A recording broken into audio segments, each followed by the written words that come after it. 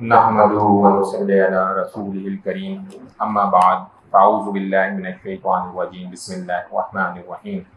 अस्सलामु अलैकुम।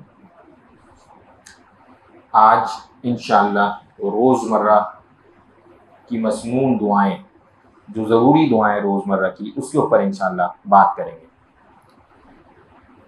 तो इसको शुरू यूँ करता हूँ कि कुरान की एक आयत का तर्जुमा आपके सामने कई बार हमने पढ़ा है, एक बार दोबारा पढ़ते हैं। सूरह अहज़ाब आयत नंबर 21। यकीनन तुम्हारे लिए रसूलुल्लाह सल्लल्लाहु अलैहि वसल्लम में उम्दा नमूना मौजूद है, हर उस शख्स के लिए जो अल्लाह ताला की और क़यामत के दिन की तवक्को रखता है और बकसरत अल्लाह ताला की याद करता है।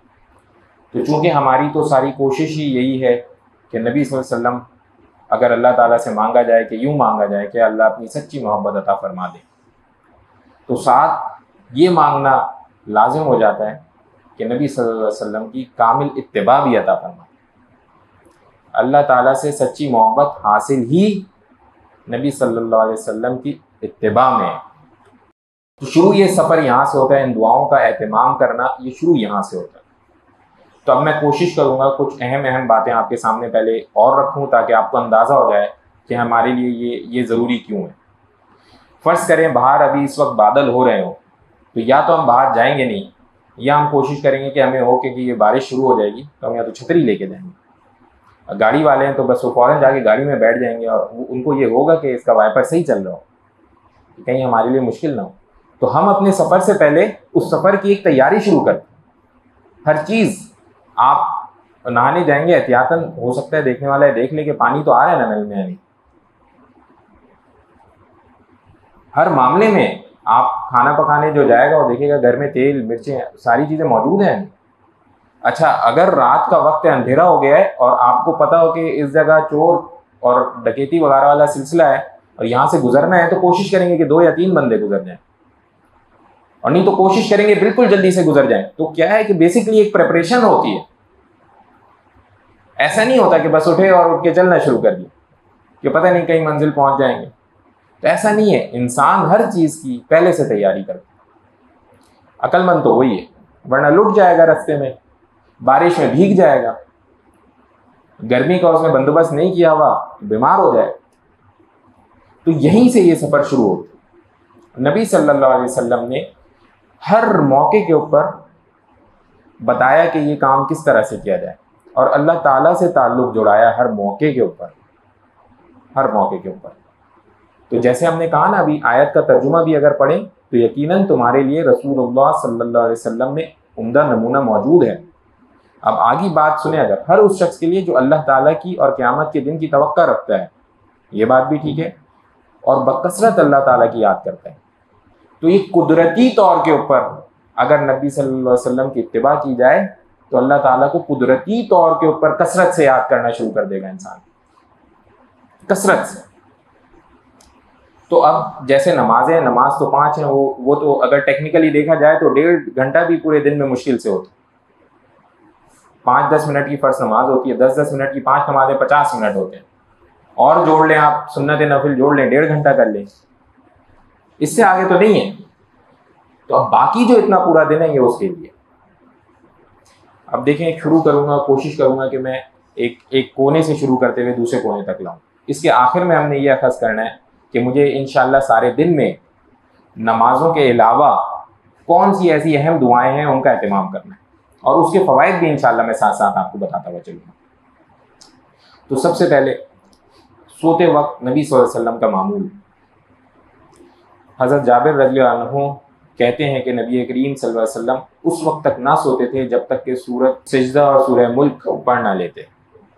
ये जामा तिर्मिज़ी की सही हदीस, यानी 2 सूरतों की जब तक वो तिलावत नहीं कर लेते थे वो सोते नहीं थे। ये 30-30 आयतों की सूरतें, और गालिबन कोई इसको अगर जिसको पढ़ने की आदत है वो अगर रफ्तार से पढ़े तो 5 मिनट में पढ़ेगा, और अगर रफ्तार से नहीं पढ़ता, अच्छे से तजवीद के साथ पढ़ता है, तो 10, 7, 8, 10 मिनट। तो 10 मिनट की ये उनकी रोज़ रात की एक एक्टिविटी थी नबी सल्लल्लाहु अलैहि वसल्लम। और अगर इसका तर्जुमा समझ लिया जाए इन दोनों सूरतों का, तो आपको इनको पढ़ने में मज़ा आना शुरू हो जाएगा। और इन दोनों की अलग से भी हदीसें मौजूद हैं कि इनके फ़वाइद क्या हैं।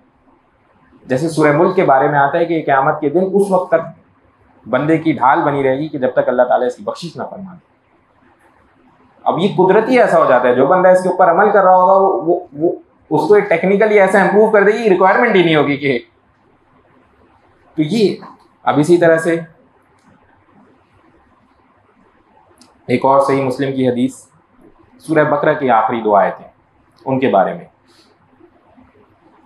सैयदना अबू मसूद रज़ी अल्लाह अन्हु से काबा शरीफ के पास मिला एक साहबी हज़रत अब्दुर्रहमान बिन यजीद।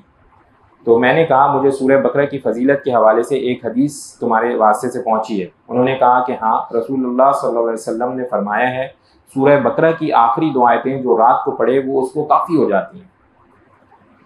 अब ये काफ़ी हो जाती है ना,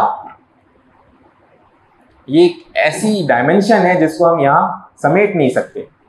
अब किस चीज़ से काफ़ी हो जाती है? क्या परेशानियों गमों से काफ़ी हो जाती है? क्या सेहत के एतबार से काफ़ी हो जाती है?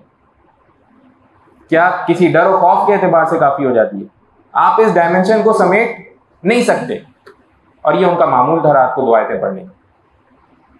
अब ये 2 आयतें कितनी देर लगती है? अगर किसी को याद हो जाए ना ये, तो 30 सेकंड की भी नहीं है। तो और हम लोग क्या है, अभी पीछे दिनों एक जानने वाले वो बीमार हो गए, तो इधर भी दर्द, उधर वो पता नहीं क्या क्या दर्द। मैं कहा भाई ये इन आयतों को पढ़ना शुरू कर दें रात में। तो कहने लगे भाई इससे क्या मेरा दर्द सही हो जाएगा? मैंने पहले तो थोड़ी देर हंसी आई। मैं कहा भाई अपना इलाज जारी रखें, लेकिन इसका ये मतलब नहीं है कि आप कुल उसी इलाज के ऊपर हो जाए। तो ये दूसरी रूहानी आपकी हिफाजत के लिए, तो ये हम ये इसको कर लें, अपनी ज़िंदगी में ऐड कर लें। सूरह बकरा की आखिरी 2 आयतें हिफ्ज़ कर लें। जहाँ इतना सारा याद है ये भी याद हो जाए। नहीं तो मोबाइल का दौर है आज, मोबाइल में एक तस्वीर इसकी सेव कर ले, रात को 1 मिनट लगेगा पढ़ ले। फिर इससे पहले आयतुल कुर्सी अल्हम्दुलिल्लाह हम सबों को तकरीबन वालिदैन ने बचपन में सिखा दी। अब रात को नबी सल्लल्लाहु अलैहि वसल्लम का ये हुक्म, अब ये देखें सही बुखारी की हदीस, हज़रत अबू हुरैरा रज़ियल्लाहु अन्हु ने बयान किया कि रसूलुल्लाह सल्लल्लाहु अलैहि वसल्लम ने एक मरतबा सदका फ़ितर के गल्ले की हिफाजत मुझ पर मुकर्रर की। एक शख्स आया और दोनों हाथों से गल्ला लब भर भर कर लेने लगा। मैंने उसे पकड़ लिया और कहा कि अब मैं तुझे रसूलुल्लाह सल्लल्लाहु अलैहि वसल्लम की खिदमत में पेश करूँगा। फिर उन्होंने आखिर तक हदीस बयान की। आखिर तक हदीस में क्या है मैं आपको मुख्तसरन बता देता हूँ।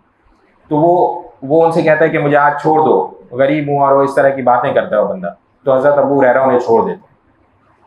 तो दूसरे दिन, और वो जाके गालिबन नबी सल्लल्लाहु अलैहि वसल्लम को सुबह बता भी देते हैं कि ऐसा मामला हुआ। दूसरे दिन वो दोबारा आता है, दोबारा उसी तरह उठाता है। वो दोबारा उनसे यही कहता है कि भाई मैं गरीब हूँ, और ये इस तरह की कोई बात करता है, तो उसे छोड़ देते। अब तीसरे दिन वो दोबारा आता है। जब तीसरे दिन आता है ना, तो वो उसको हज़रत अबू हुरैरा जो है ना उस चोर को पकड़ लेते हैं और फिर यूं कहते हैं कि अब मैं तुम्हें नबी सल्लल्लाहु अलैहि वसल्लम के पास पेश करूँगा। तो जब वो चोर फिर उनको जवाब में ये कहता है कि जब तुम अपने बिस्तर पर सोने के लिए लेटने लगो तो आयतल कुर्सी पढ़ लिया करो, उसकी बरकत से अल्लाह ताला की तरफ से तुम पर एक नेगेबान मुकर्रर हो जाएगा और जो शैतान तुम्हारे करीब सुख तक ना आ सकेगा। आप सल्लल्लाहु अलैहि वसल्लम ने फरमाया, जब ये उन्होंने जाके नबी सल्लल्लाहु अलैहि वसल्लम को बात बताई कि फरमाया कि बात तो उसने सच कही है, अगरचे वो खुद झूठा है, वो शैतान है। तो गालिबन रोज उसकी चोरी होती थी और सिर्फ आयतल कुर्सी पढ़ने की बरकत से वो महफूज हो जाएगा। तरीका कार है ना, हम तक तरीकों से चीज़ पहुंची है। और ये सही बुखारी की हदीस है।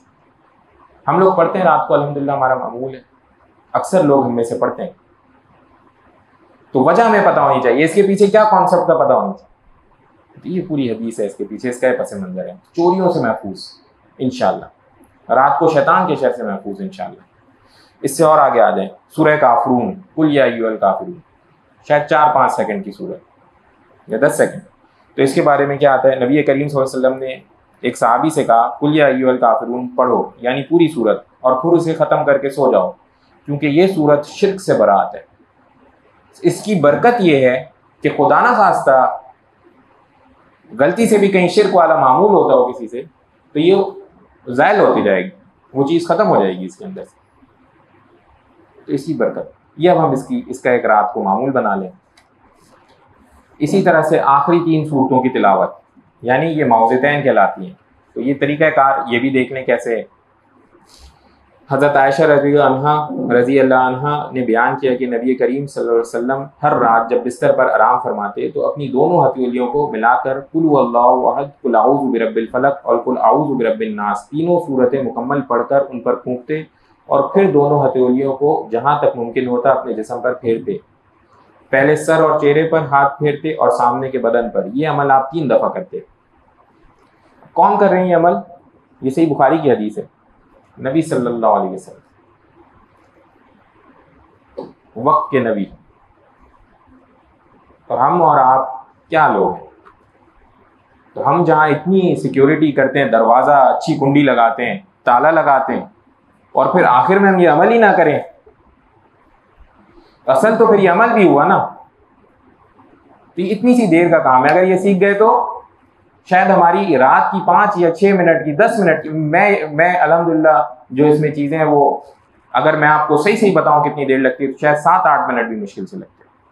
तो जहाँ इतनी एक्टिविटी करते हैं तो ये एक्टिविटी क्यों नहीं कर सकते?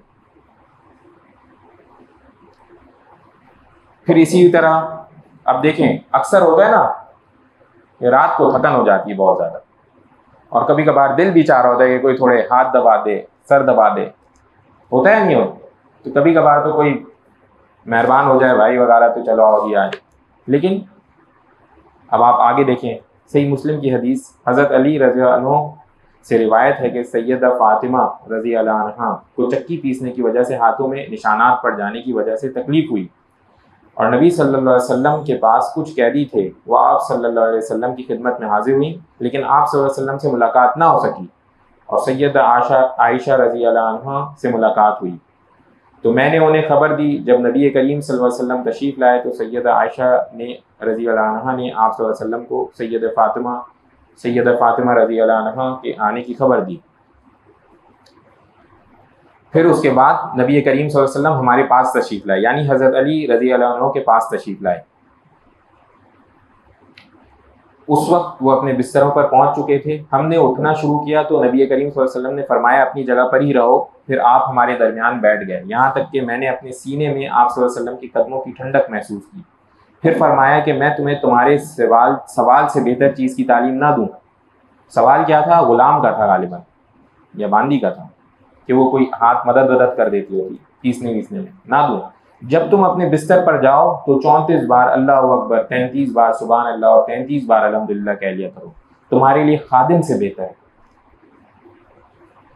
अब यानी अगर इसका इल्म मौजूद हो और अगर उस इल्म के साथ हम इसको पढ़ लें तो आप यूं समझ जाएं कि अब एक खादिम जो है वो आपके लिए मौजूद है और इसमें आपकी मदद करेगा।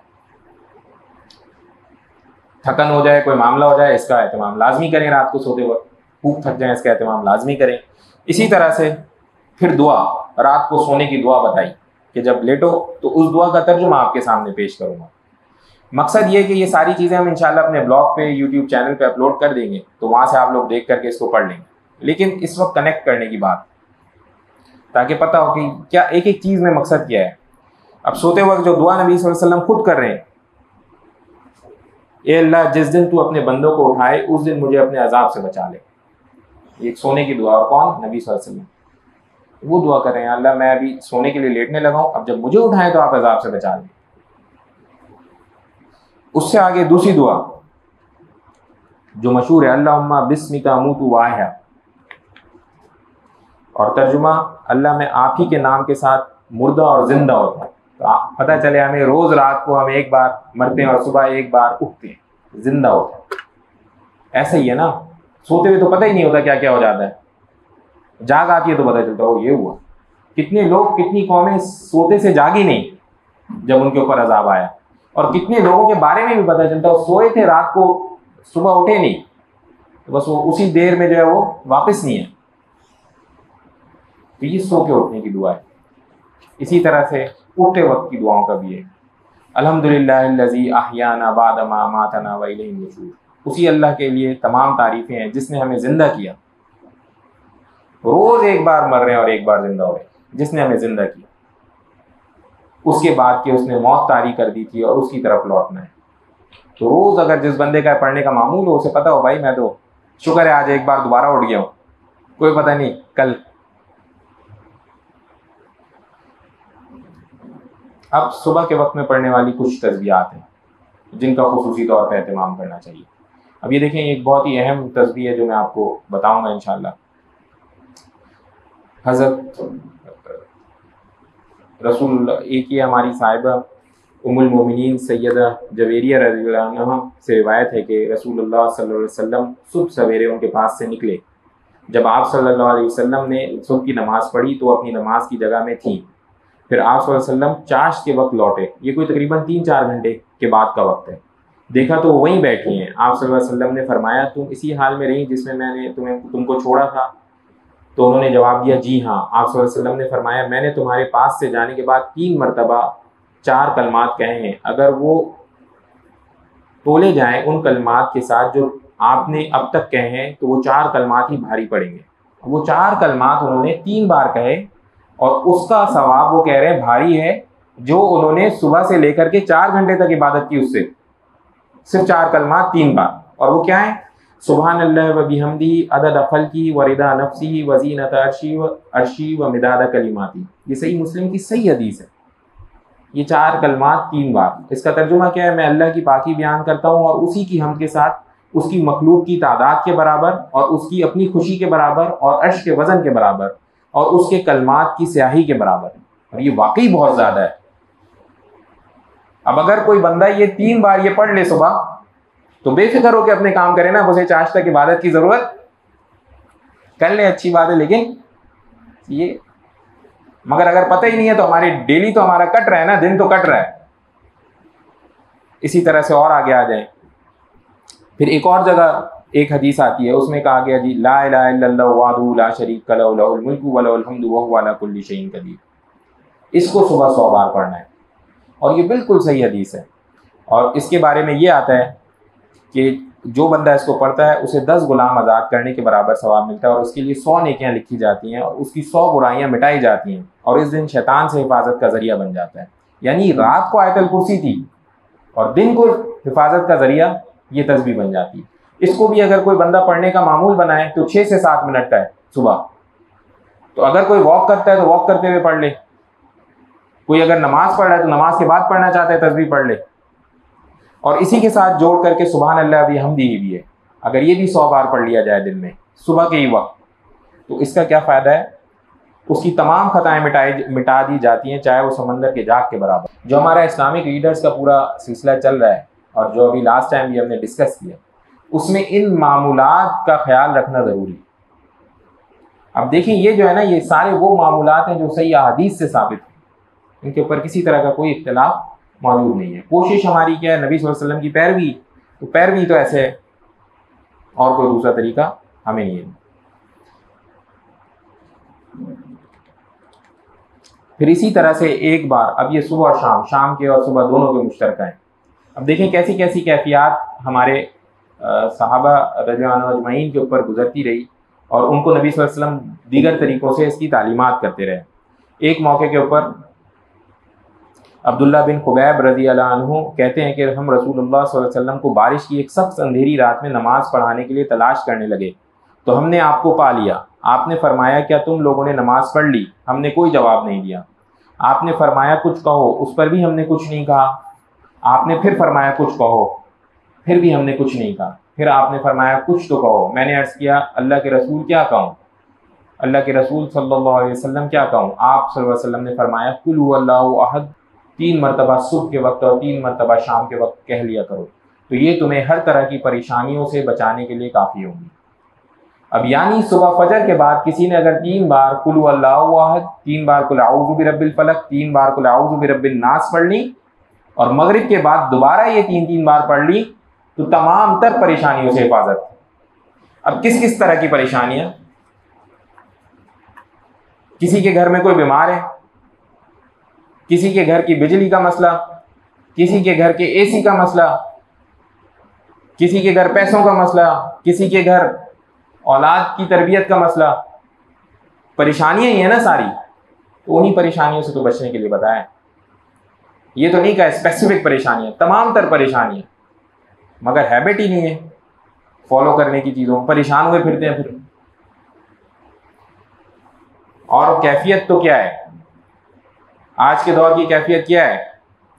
सच्ची बात बताऊं आपको, कोई छोटा सा मसला होता नहीं है, मेरे ऊपर किसी ने जादू कर दिया, हमारे ऊपर किसी ने बंदिश कर दी है, नजर लग गई है, तो क्या है, मुफ्तियान हजरात के पास जाते हैं, जी दम करें।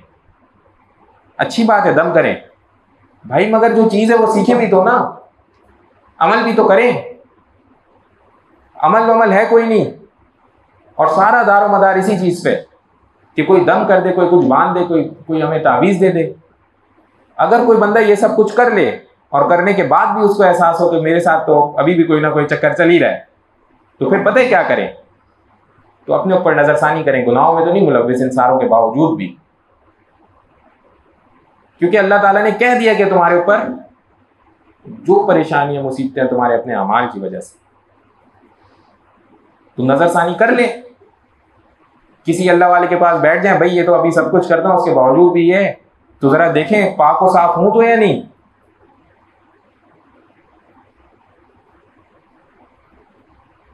और मैं आपको हैरान कुन हद तक बात बताता हूं, हमारे यहाँ इस वक्त अल्लाह ताला रहम फरमाए, हम गुनाहों को गुनाह समझना छोड़ चुके हैं। पीछे दिनों कुछ हजरात के साथ बैठा हुआ खाना खा रहा था, सारे नेक अल्लाह वाले लोग, और इत्तेफाक से एक हमारे सियासतदान के बारे में बात हुई। तो जैसे ही सियासतदान के बारे में बात हुई तो कहने वाले ने कह दिया कि तो बस दिखावे के हैं ये लोग, यानी मजाक उड़ा दिया। अब हैं तो सारे अल्लाह वाले, और मजाक उड़ाने का मगर हम किसी को भी हुक्म नहीं है, इजाजत नहीं है मुसलमान भाई का मजाक उड़ाने।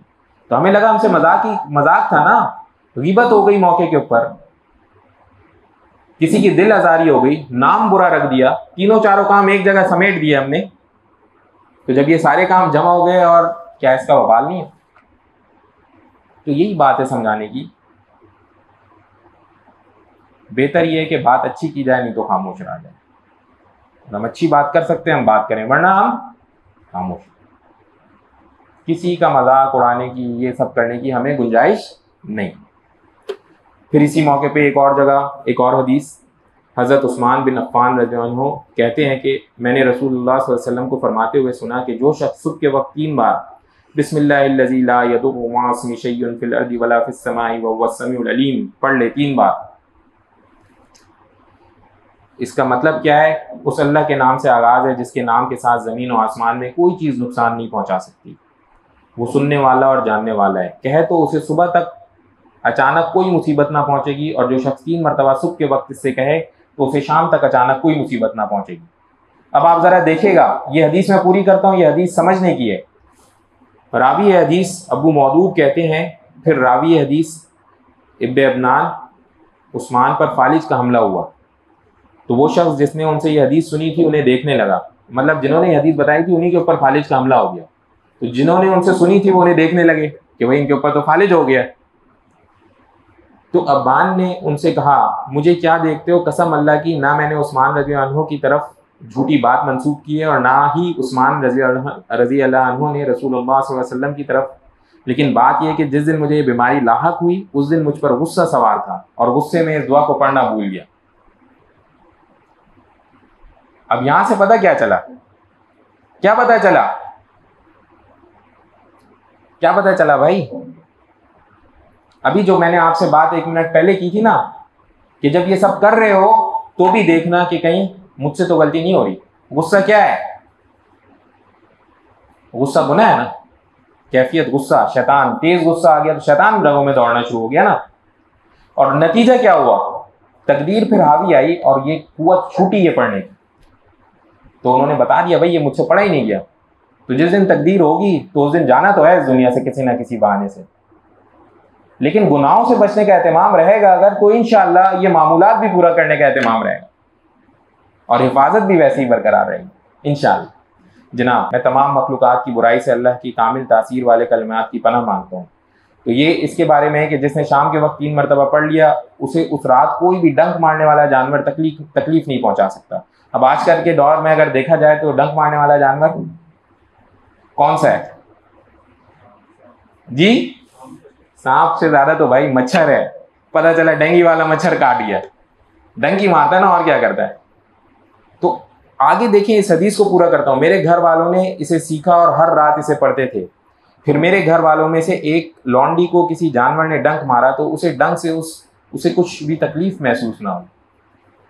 तो साथ ही साथ हम लोग वो इतना मॉस्पेल और पता नहीं क्या क्या चीज़ें और ये और वो, और जो असल कॉन्सेप्चुअल चीज़ें थी वो देखें। हमारे ना एक जानने वाले खूब अच्छे घर में रहते हैं। पहले मैंने नहीं पता कि ये उनके बारे में बताई या नहीं बताई ये बात। तो क्या हुआ कि उनसे मेरी मुलाकात हुई, गालिबन 1 साल पहले की बात है। तो मुलाकात हुई तो कहने लगे कि जी हमारे मोहल्ले में इतने मच्छर हैं और किसी वक्त मुझे, हम घर बंद रखते हैं और फलाना क्या क्या बंदोबस्त करते हैं, उसके बावजूद मुझे डेंगू हो गई और इतना मुश्किल वक्त मैंने गुजारा मैं आपको बयान नहीं कर सकता। और मेरे साथ मेरे घर में मेरी बेटी को हो गया और बाकी अल्हम्दुलिल्लाह हम सारे जो बाकी लोग थे महफूज रहे, लेकिन मैंने बड़ी मुश्किल से वक्त गुजारा। उन्हीं के घर के बराबर से एक बराबर वाला जो घर था, तो उसमें कुछ बच्चे, जो गरीब बच्चे होते हैं ना, अभी घर मुकम्मल नहीं हुआ होता और उसमें वो फैमिलीज को छोड़ देते हैं, तो वो वाला माहौल था। कहने लगे मैं अक्सर देखता था इनको कब काटेंगे, इनको कब डेंगू होगा। और वक्त गुजर गया और डेंगू वाला सीजन खत्म हो गया, उनमें से किसी को डेंगू नहीं हुआ। तो परेशान होने लगे, कहने लगे या अल्लाह, मैंने इतनी हिफाजत की उसके बावजूद मुझे डेंगू हो गया। और ये देखिए इन लोगों के ऊपर कोई डेंगू का असर ही नहीं हुआ। ये यकीन है मुझे इस बात का, इनको मच्छरों ने काटा है। तो भाई इस बात से समझ में क्या आता है, क्या आता है? मैं नहीं कह रहा वो दुआ पढ़ते होंगे, मगर मैं ये जरूर बता देता हूँ ये अल्लाह ताला की मर्जी से पहुंचती है। और फिर आप जितनी एहतियात करनी है आप कर लें, वो पहुंचेगी। वरना पक्की बात थी ना, डेंगू सबसे ज्यादा उन्हीं लोगों को होता है, उनमें किसी एक को भी नहीं होता। तो मेरे भाइयों, ये इन सारी चीज़ों का एहतमाम करना सीखें। अल्लाह ताला के ऊपर, अल्लाह ताला से ताल्लुक़ जोड़ना है, असल काम है अल्लाह ताला से ताल्लुक़ जोड़ना। और भी बहुत अच्छी अच्छी इसके अंदर हदीसें मौजूद हैं, तो मैं फिर इसके अंदर जो अहम है मैं बताऊँगा, क्योंकि वक्त थोड़ा है हमारे पास। सुबह और शाम की और भी इसी तरह की हैं, जिसके अंदर बेपनाह अफादियत मौजूद है। जो जैसे कि एक जो ख़ास तौर पे अभी सुबह और शाम पढ़ने को कही गई, उसका तर्जुमा आपके सामने ये है कि ए अल्लाह तू मेरे जिस्म को आफ़ियत नसीब कर, ए अल्लाह तू मेरे कान को आफ़ियत अता कर, ए अल्लाह तू मेरी निगाह को आफ़ियत से नवाज दे, तेरे सिवा कोई माबूद बरहक नहीं। और साथ में जोड़ा, ए अल्लाह मैं कुफ़र और मोहताजी से तेरी पनाह मांगता हूँ। आजकल के दौर में मोहताजी कितना बड़ा एक मसला है। तो सुबह और शाम अल्लाह के नबी सल्लल्लाहु अलैहि वसल्लम ने बताया कि इसका एहतमाम करें, और ये खुद करते थे कि मैं मोहताजी से पनाह मांगता हूँ। ए अल्लाह मैं अज़ाब कब्र से तेरी पनाह चाहता हूँ। फिर उसके बाद ए अल्लाह मैं तेरी ही रहमत चाहता हूँ, तू मुझे एक लम्हा भी नज़रअंदाज ना कर। अब आप ज़रा सोचें, आप ज़रा सा सोचें इस दुआ का मकसद, एक लम्हा भी मुझे नज़रअंदाज ना कर। अगर आप टीम लीडर हैं और आपके साथ एक अच्छा रिसोर्स काम कर रहा है, वो कितना खुशकिस्मत होगा कि टीम लीडर परमानेंट उसको असिस्ट और मॉनिटर कर रहा है। कितना खुशकिस्मत होगा। यूं कह लें कि उसके सुपरवाइजर की हर वक्त की नज़र उसके ऊपर है। तो ये दुआ वो मांगना सिखा रहे हैं कि अल्लाह ताला से दुआ की जाए कि एक लम्हा भी मुझे नज़रअंदाज ना करें, मतलब मुझे इस तरह अपनी सुपरविजन में रखें।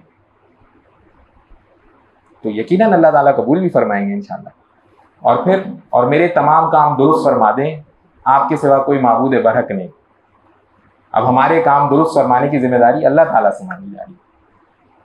इसी तरह से फिर आगे, अब जो मैं इसमें एक अहम चीज़ इस मौके के ऊपर बताऊंगा वो क्या है। देखें, गुनाह हम सारों से सारा दिन होते रहते हैं, छोटे बड़े गुनाह होते रहते हैं, जाने अनजाने में गुनाह होते रहते हैं। तो ये ख़ास हदीस मैं आपके सामने पेश करूंगा। रसूलुल्लाह सल्लल्लाहु अलैहि वसल्लम ने एक हदीस बताई, सैयदुल इस्तग़फ़ार उसको कहा। ये सही बुखारी की हदीस है।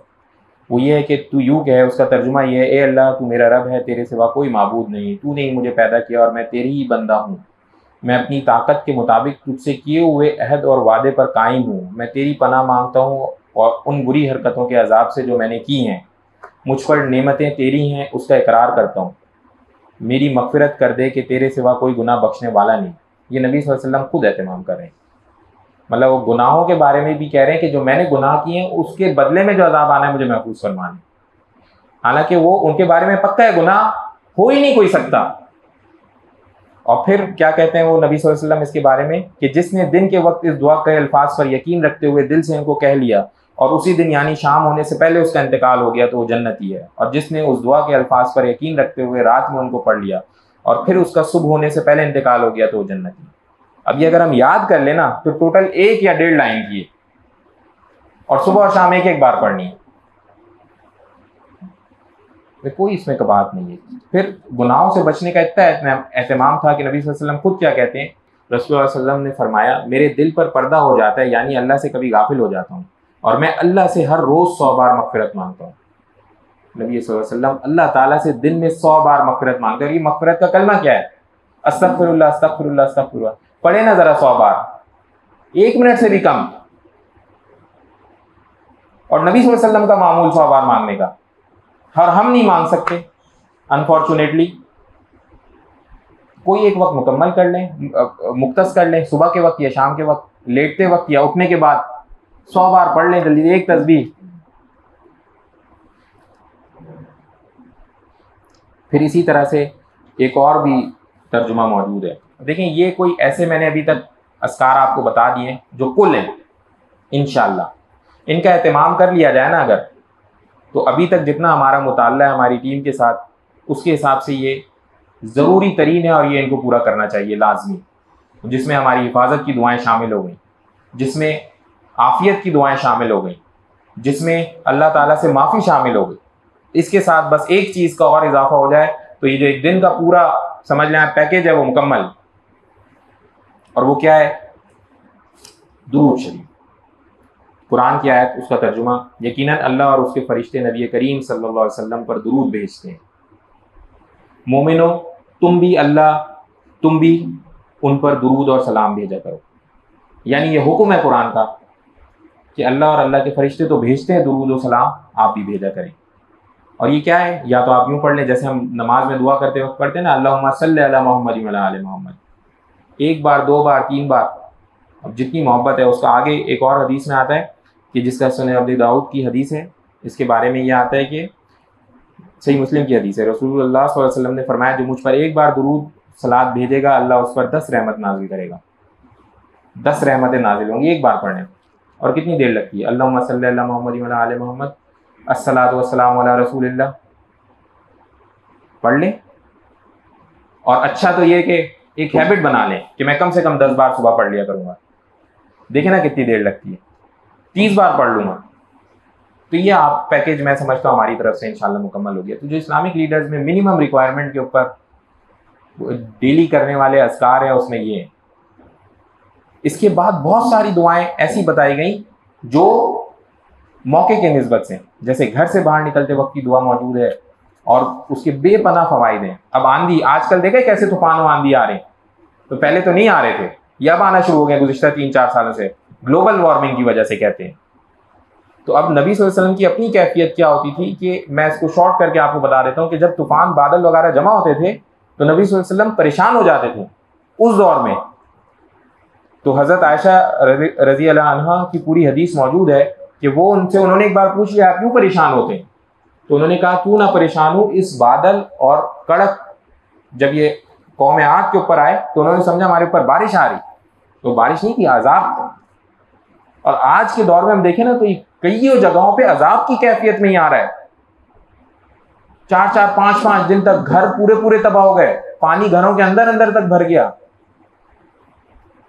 बेपनाह नुकसान हो गया, अजाब की कैफियत है ना, और क्या, काबू में नहीं आ रहा। तो वो उसकी बाकायदा दुआ मौजूद है। और दुआ का तर्जुमा देखें, ये उतनी 1400 साल पहले की दुआ, और तर्जुमा देखें उसका, ए अल्लाह मैं इस हवा और जो इसके अंदर है और जो उसमें भेजा गया है उसकी बेहतरी मांगता हूँ, और इसकी बुराई से और जो इसके अंदर है उसकी बुराई से, और जो उसके साथ भेजा गया है उसकी बुराई से तेरी पनाह मांगता हूँ। सुभान अल्लाह। आज हम देखते हैं बादल आए, तूफान आए, लोग स्टेटस अपडेट करना शुरू कर देते हैं, वो देखो बादल आ गए, थोड़ी देर पता चलता है बाद, वो भाई ये क्या गेम हो गई हमारे साथ। बजाय उस वक्त इन दुआओं का एहतमाम करते और घबराते कि कौमें इससे तबाह हो गई। और जब वो बारिश बरसना शुरू हो जाया करती थी और हल्की कैफियत में अच्छे से बरसती थी तो नबी सल्लल्लाहु अलैहि वसल्लम फिर खुश हुआ करते थे कि अब ये जो है हमारे लिए नफ़े की भेजी गई है। इसी तरह से फितनों का दौर है, बेपनाह फितने, उसके बारे में दुआएं मौजूद हैं। हज़रत अबू हुरैरा रज़ी अल्लाह अन्हु ने बयान किया कि नबी करीम सल्लल्लाहु अलैहि वसल्लम ये दुआ फरमाया करते थे, अल्लाहुम्मा इन्नी आऊज़ु बिका मिन जहादिल बलाई व दरकिश शकाई व सूइल कदाई व शमाततिल आदा। इसका तर्जुमा क्या है? ए अल्लाह, मैं आपकी पनाह चाहता हूँ आजमाइश की मुशक्कत से, बदबख्ती की पस्ती से, बुरे खात्मे से और दुश्मन के खुश होने से। इसकी ये दुआ पढ़ा करते थे। फिर इसके अलावा मौजूद है जन्नत के खजाने, जो किसी मौके पे। अच्छा, आज देखें, अब ये बहुत अहम बात आपको बतानी, गजा के ऊपर हमला हो गया, हमारे पास करने को क्या है? करने को क्या है जी? दुआ करें। अब क्या दुआ करें? वो एक बार दुआ कर ली, और क्या करें?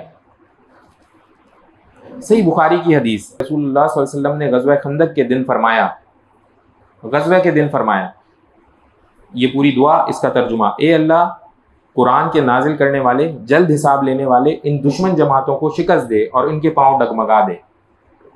जिहाद के मौके की खुसूसी दुआ मौजूद, तो हमें पता हो तो हम पढ़े ना। हमें तो बहुत सौ को पता ही नहीं, वहां पे जाके देखो ये क्या ब्रूचुअलिटी कर रहा है, ये इसने तो ये कर दिया कर दिया, वो सब करके क्या फायदा हमें? चले करें वो भी, लेकिन दुआ तो मांगे ना। और बेपनाह दुआएं, तो जिसकी लिस्ट मौजूद है। अब जो इंपॉर्टेंट दुआएं थी वो मैंने आपके साथ शुरू में शेयर कर दी। दोबारा 1 मिनट के लिए आपको बता देता हूँ क्यों हम ये सब कर रहे हैं, क्योंकि अल्लाह ताला ने हमें बता दिया कि नबी सल्लल्लाहु अलैहि वसल्लम हमारे लिए बेहतरीन नमूना है, तो हम ये सारी चीज़ें हमारे लिए करना ज़रूरी है। फिर उसमें हमने ये भी बता दिया कि इसको करने से, इन दुआओं का अगर हम एहतमाम करना शुरू कर दें तो अल्लाह ताला की याद में कसरत आ जाएगी, अल्लाह ताला को सुबह शाम हर मौके के ऊपर याद कर सकेंगे। अब इसको अगर मैं कंक्लूड करूं तो यूं करूंगा कि जब इन दुआओं का बंदा एहतमाम करना शुरू कर देता है तो उसको एक चीज़ का एहसास तो होगा कि हर वक्त मेरे साथ मेरे अल्लाह मौजूद है। होगा कि नहीं होगा? बताइए ना, होगा कि नहीं होगा? जोर से बताएं भाई, होगा? पक्की बात है। तो यही मोमिनों की निशानी बताई गई, हर वक्त अल्लाह ताला को याद करते रहते हैं, सोते, लेटते, उठते, बैठते, करवटें बदलते, हर कैफियत में अल्लाह को याद करते रहते हैं। दूसरी बात, क्या हमें इन दुआओं में अपने लिए मकसद नजर नहीं आ रहा? क्या हर दुआ हमारे लिए एक मकसद की अहमियत रखती है? नहीं, वाज़ेह रहे ये कि हर दुआ का अपना फायदा है और वो हमारा ही है और हम शदीद उसके मोहताज हैं।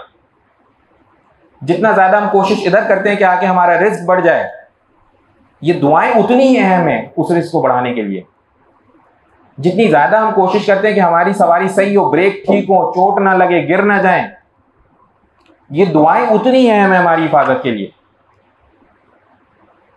और सबसे इंपॉर्टेंट और आखिरी बात, देखें जिस उम्र में हम लोग अब पहुंच गए ना, आज जो लोग यहाँ कंप्यूटर प्रोग्रामर बैठे हुए हैं, आज जो लोग यहाँ के ऊपर कोई स्किल सेट सीख के बैठे हुए हैं, कोई अंग्रेजी अच्छी बोल लेता है, कोई हिसाब किताब अच्छा कर लेता है, कोई खास तरह की चीज अच्छी कर लेता है, आज उसे सब करने में कोई मेहनत करना नहीं पड़ती, क्योंकि वो उसको आ गया, उसने सीख लिया किसी दौर में।